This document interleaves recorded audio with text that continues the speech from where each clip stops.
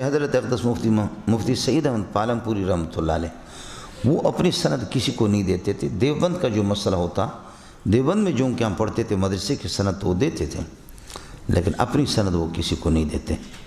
حضرت کی سند مولانا عبدالرزاق اسکندر نے اور چند لوگوں نے حاصل کی، میں نے بھی حاصل کی۔ حضرت بہت جلال مزاج کے تھے، اللہ آپ کا بھلا کرے، جلالی آدمی تھے۔ الیاذ باللہ بعض لوگوں نے یہ مشہور کیا تھا کہ یہ متکبر ہے، کسی کو مانتا بھی نہیں۔ دارالدیوبند میں وہ ترمذی پڑھاتے تھے، ناظمی تعلیمات بھی تھے۔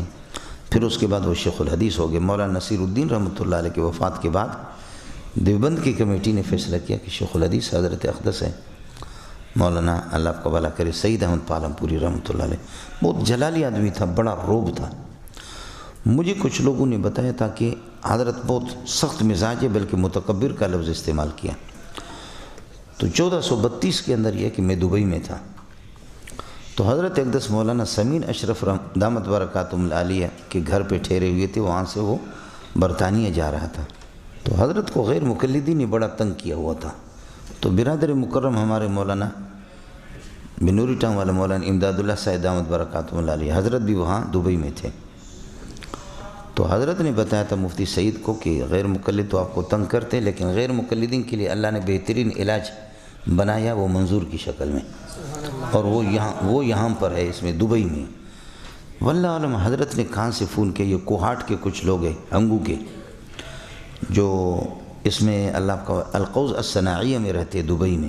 میں ان کے یہاں ٹھہرا ہوتا، تبلیغ کے امیر بھی تھے اور جمعیت کے رکن بھی تھے، مولانا فضل الرحمان صاحب دامت برکاتہم العالیہ، یہ حضرات جمعیت والے ان کے یہاں جا کر کے ٹھہرتے تھے۔ تو میں ان کے یہاں تھا کہ اچانک حضرت کا فون آ گیا، السلام علیکم ورحمۃ اللہ۔ جی وعلیکم السلام۔ فرمایا کون؟ فرمایا سعید احمد۔ میں نے کہا جی پہچانا نہیں؟ پالمپوری۔ میں نے کہا جی پہچانا نہیں؟ خادم دارالدیوبند۔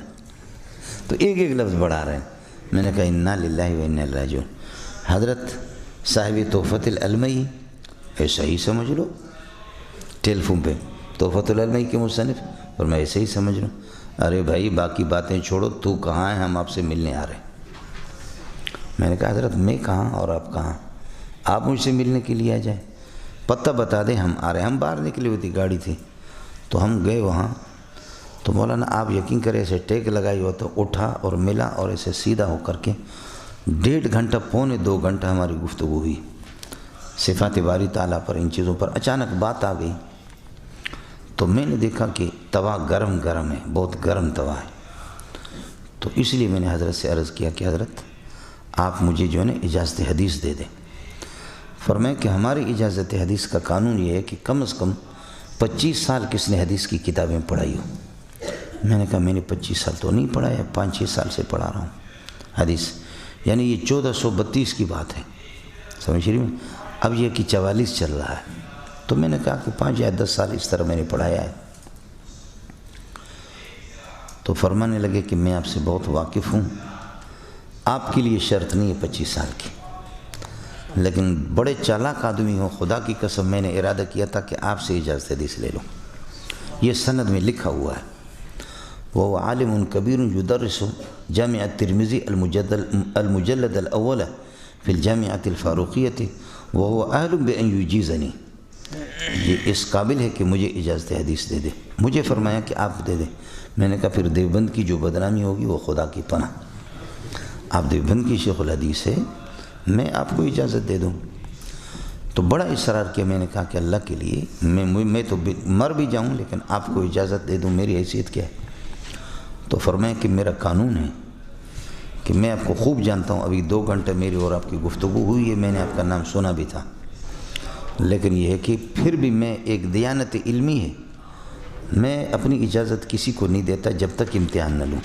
امتحان میں آپ کا لے چکا ہوں، یہ 2 گھنٹوں میں میرے آپ کی گفتگو ہوئی، لیکن پھر بھی آپ سے امتحان میں لے لوں گا۔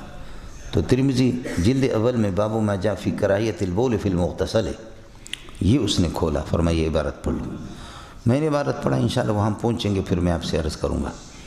اشاعرہ، ماتریدیہ اور معتزلہ اور فلاسفہ، چاروں مذاہب ہیں کہ کیا بول سے اور پیشاب کرنے سے غسل خانے کے اندر وسوسے کی بیماری لگتی ہے؟ یہ ایک سبب ہے اسباب کی تاثیر کتنی ہے، کس حد تک ہے، یہ مستقل 4 مذاہب اس میں آئیں گے اور بہت مشکل ہے۔ آپ کے مولوی صاحبان نے ماشاءاللہ کراچی والوں نے ان کو اس طرح گول مول کیا ہے کہ لکھنے کا ان کو بڑا شوق ہے۔ بہرحال یہ کہ میں نے جو میرے ذہن میں تھا میں نے حضرت کو بتا دیا۔ پھر بخاری کھولی، اس کا میں نے عبارت بھی پڑھا، ترجمہ بھی پڑھا، 4 مذاہب۔ شکر ہے کہ مجھے مستحضر تھے، ورنہ آدمی کو کہاں یہ چیزیں یاد رہتی ہے، سبق کی تیاری کر کے آدمی جاتا ہے۔ تو پھر سند میرے لیے اس نے لکھی۔ پھر سند لکھنے کے بعد یہ سلسلہ ہوا کہ میں دور تفسیر پڑھا رہا تھا، اس میں نے اس کا تذکرہ کیا، دور حدیث پڑھا رہا تھا، اس میں نے اس کا تذکرہ کیا۔ میں قطر چلا گیا رمضان میں کہ ایک ہنگامہ ہو گیا یورپ کے اندر کہ یہ آدمی جھوٹ بولتا ہے اور مولانا اپنی سند کسی کو نہیں دیتا، مفتی سعید یہ جھوٹا ہے۔ چنانچہ انڈیا کے بہت سے لوگوں نے میری تکذیب کی، علماء نے، یورپ کے اندر یہ بات آگ کی طرف پھیل گئی۔ تو پھر میں نے آ کر کے وہ سند جو ہے نا اس کی فوٹو کاپی علماء کو بھیجی کہ یہ مفتی صاحب کے دستخط ہے، نے اپنے ہاتھ سے جو سند لکھی۔ یہ فتنہ دب گیا۔ پھر پتہ نہیں میری کیا بدبختی ہے، کیا ہوا، اس فتنے کے دبنے کے بعد پچھلے سے پچھلے سال مفتی صاحب درس دے رہا تھا، بیمار تھا، درس دے رہا تھا رمضان میں، تو مفتی صاحب کو کسی نے پرچی دے دی کہ آپ نے منظور مینگل کو اجازت حدیث دی ہے؟ فرمایا میں کسی مینگل کو نہیں جانتا، میں کسی مینگل کو نہیں جانتا۔ اب جب کہ یہ سلسلہ ہوا تو آپ کی پاکستانی کچھ چینل ہے علماء کی چل رہے، آپ سمجھ گئے، ان کو اور یورپ میں پھر یہ آگ اٹھی کہ جب مجیز اجازت دینے والا وہ خود تکذیب کر رہا کہ جھوٹے میں نے نہیں دیے، تو یہ سارا جھوٹا۔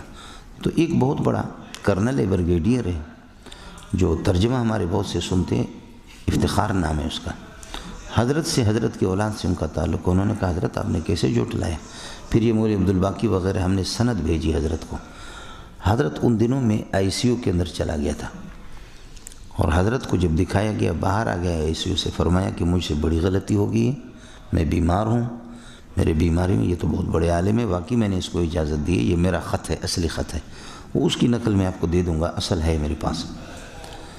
ان کی اور علامہ انظر شاہ کشمیری رحمۃ اللہ علیہ، شاہ صاحب کا بیٹا علامہ انور شاہ کشمیری کی، ان کی بھی سندیں، ان دونوں کو میں نے امتحان دیا۔ پاکستان کی تو ویسے بھی ہے، یعنی 20 سندیں۔